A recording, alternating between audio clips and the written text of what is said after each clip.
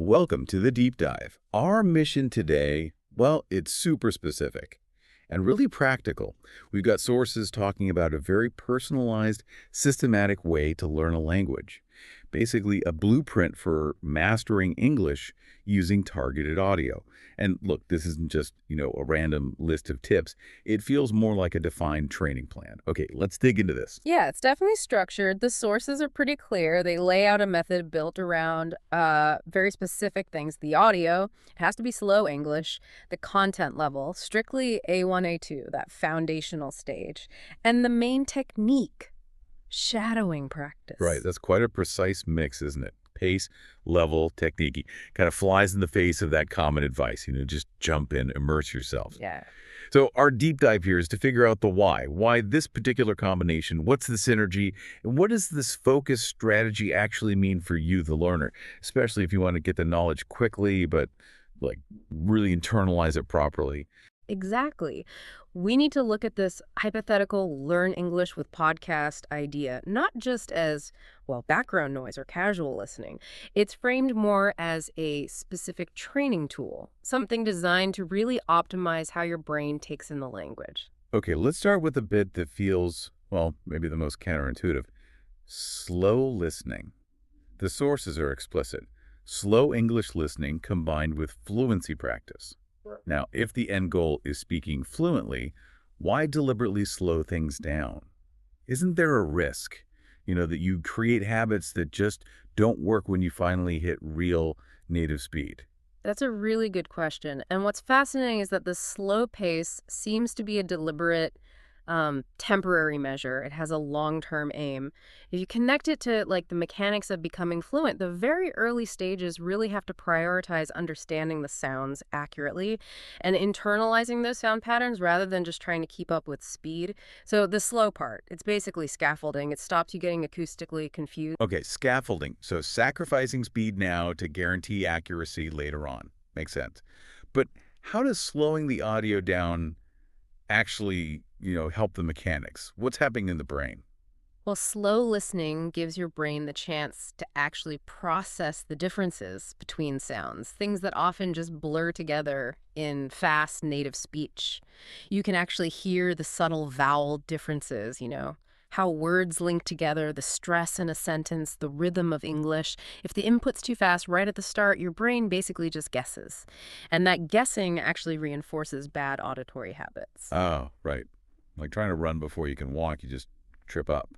So here, if you try listening too fast before you can really hear the details, your brain just fills in the gaps, approximates the sounds. And approximation is, well, it's the enemy if you want clear pronunciation or to reduce your accent. Precisely. Yeah.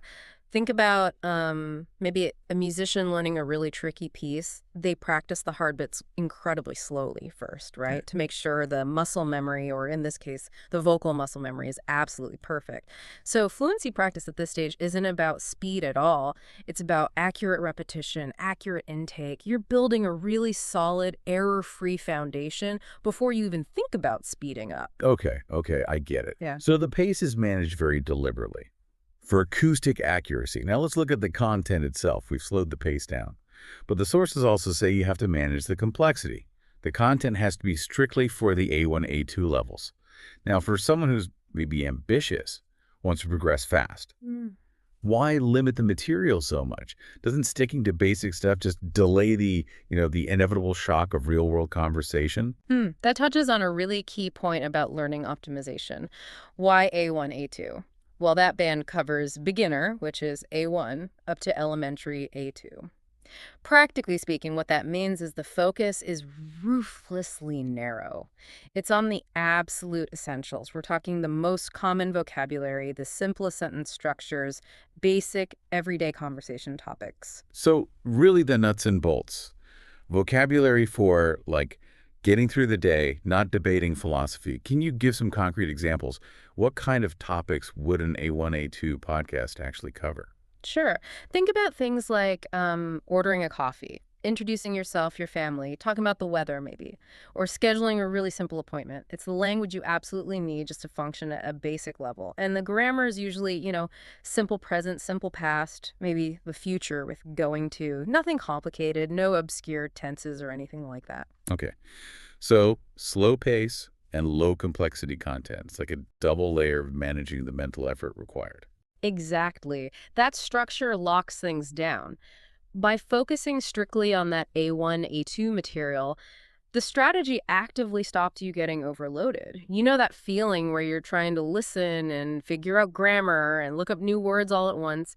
This avoids that. Your energy is just focused purely on processing the sound and the structure you're hearing, not constantly deciphering new meaning. And that must link back to motivation too, right? If you're constantly succeeding because the material isn't overwhelming, you're much more likely to stick with it. It sounds like it's about getting those quick wins to keep you going. Absolutely. It helps you build a genuinely usable vocabulary base, those core essentials that probably cover, 80% of basic communication needs. And once you've really internalized that foundation, moving up to B1 or B2 content becomes much, much more efficient because those fundamental structures are already second nature, they're automatic. Right. Which brings us perfectly to the final piece, the active technique they specify. Let's talk about shadowing practice.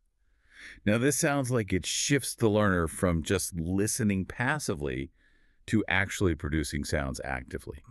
What exactly does shadowing involve, and why is this the technique paired with that slow, simple content? Shadowing is, it's quite a specific technique. Sometimes people just think it means repeating. It's more than that. It involves speaking pretty much simultaneously with the audio, almost like a vocal echo. You're trying to perfectly mirror the speaker's intonation, the rhythm, just milliseconds behind them. And crucially, when you're shadowing effectively, you're focusing less on the meaning of what's being said and much more on the sound, the delivery. It's almost pure mimicry. Wow. Okay, so you sort of bypass the meaning part of your brain temporarily Hmm. and treat the language just as sound, almost like music, forcing your mouth, your tongue, your throat to make those specific English movements. That's a great way to put it. Yeah, that's a critical distinction. Shadowing really is the bridge between understanding and speaking fluently because it trains your mouth and your ear at the exact same time. It's physically reprogramming your vocal muscles in a way. And this is where the whole system, the slow pace, the simple content becomes absolutely essential. How so? What goes wrong if you try shadowing, say, native speed news or a complex podcast? Well, the system just breaks down immediately. If a learner tries to shadow fast audio or something at B1, B2 level, the vocabulary load is too high, the pace is way too quick, you're forced to constantly skip words or just guess at the sounds, or you start stuttering. And doing that actually reinforces all the bad habits we were trying to fix with the slow listening in the first place. Ah, okay. So the three parts, slow pace, low A1, A2 complexity, and shadowing, they create this really tightly controlled environment. It's almost designed for success. The slow pace gives you the time to be accurate. The simple content means you're not distracted by unknown words. And then the shadowing forces you to actively, physically copy the correct sound and flow. It's essentially a closed learning loop, yes. The low vocabulary load means you can focus entirely on just mirroring the sound patterns, not scrambling to decode grammar or meaning. And the slow audio makes the physical act of speaking along manageable and, crucially, accurate.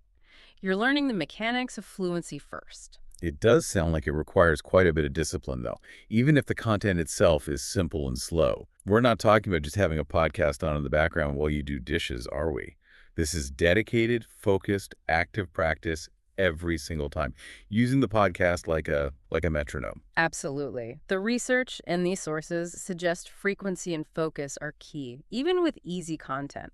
This isn't passive listening at all. It's about setting aside time for highly focused sessions, maybe say 15 or 20 minutes a day, where your mouth is actively moving, mirroring that audio stream precisely. It's consistent, quite high intensity training, but focused only on that auditory processing and the vocal production.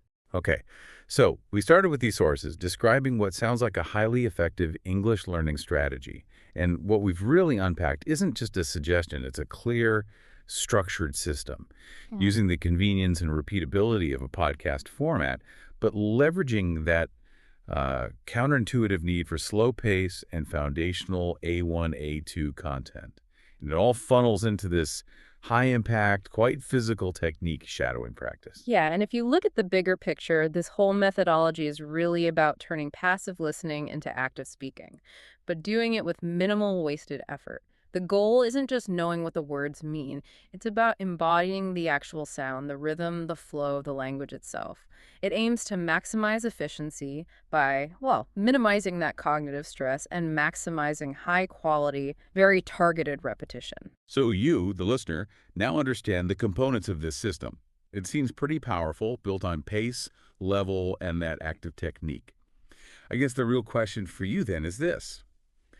How quickly could disciplined, focused practice at this low complexity level, this A1-A2 foundation, actually propel your real communication skills forward? Especially compared to, say, the often frustrating cycle of just guessing and approximating sounds when you dive straight into native speed immersion too early. Maybe that focused discipline is actually the fastest route to acceleration, something to think about.